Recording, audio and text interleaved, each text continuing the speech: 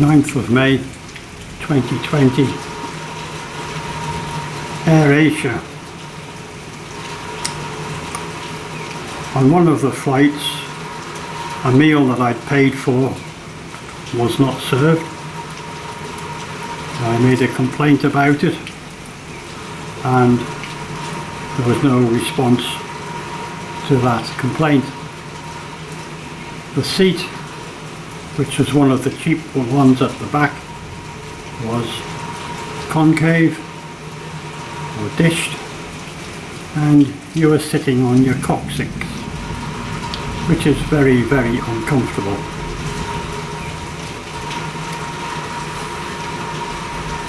Air Asia, I could not contact them around the 12th of March, and it was a local woman who knew her, who had a friend who had a travel agency near the airport, who confirmed that the flight was on for the 19th of March. There was nothing on the internet that I could find to confirm the flight on the 19th. I told the woman at the check-in desk that row 11 seats do not recline. You pay more for these, but they don't recline. She put me in one of the seats at the back, between two other people, as it turned out. They seemed to be friends and they sat next to each other, and I had the aisle seat, which I need.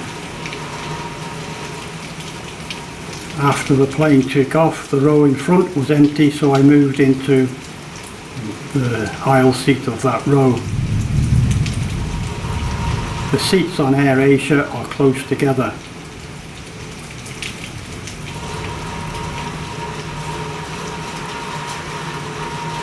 There's been no contact from Air Asia apart from an email from their owner.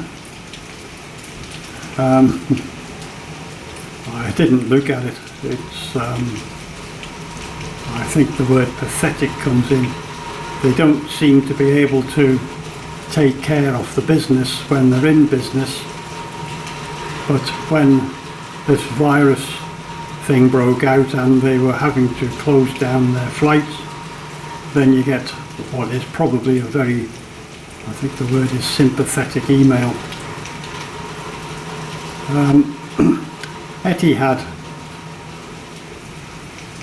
Etihad changed one of the return flights on the 5th of March. I tried to contact them via the internet and could not do so. And again, like these large concerns, you get a phone number, and it's not a good idea to make long distance phone calls from out here.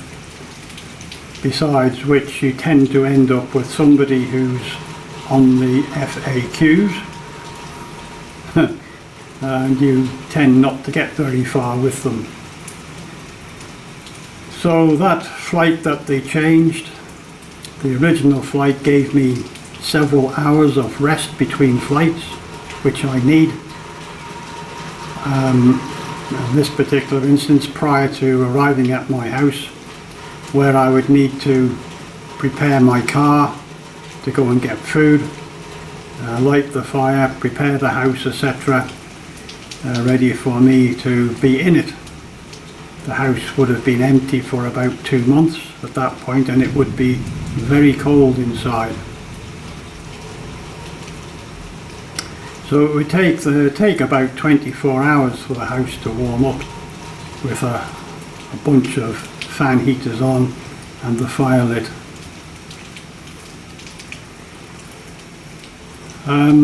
So I could not contact them to change that flight. On about the 15th of March, I came across some information which then seemed to indicate that they would apply a 48-hour period within which you could change your flights. this 48 hours had to be 48 hours before your flight departure. It didn't say time or date, which could be quite significant. If they said it was the date and you had an early morning departure flight, you've actually only got one day to do it in. However, if it was time, then you would have 48 hours, assuming that they would be responsive at 2 o'clock in the morning or whatever. And again, you would have to consider the time differences as to whether you could actually do it. Again, that was by telephone. They didn't want to do it by the internet.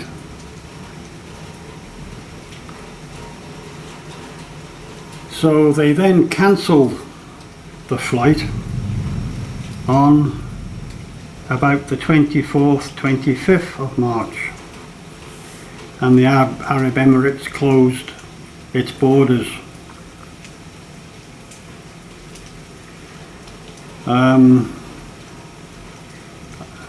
I don't think I've had any contact with Etihad apart from they wanted to upgrade my seat, which was received after they cancelled the flight. And there was a guest statement. Oh, that wasn't for me, it was for somebody else.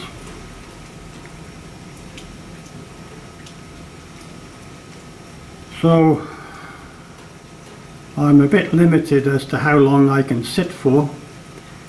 It's about 6 hours if I'm careful about it. A 6-hour flight can quite easily consume 10 hours and perhaps longer, depending on the flight departure time and what happens at the arrival airport. Last year, I think it was, I was held back by the customs who went through my bags, which I think that took an hour.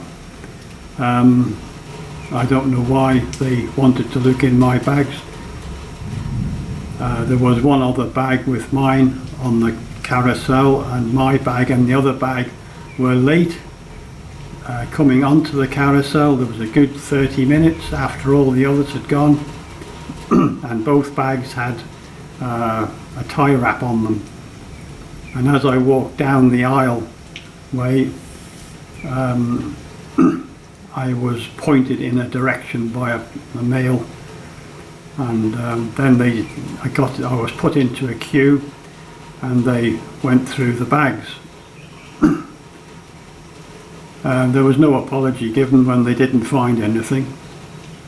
However, it made me late and added at least an hour onto the journey.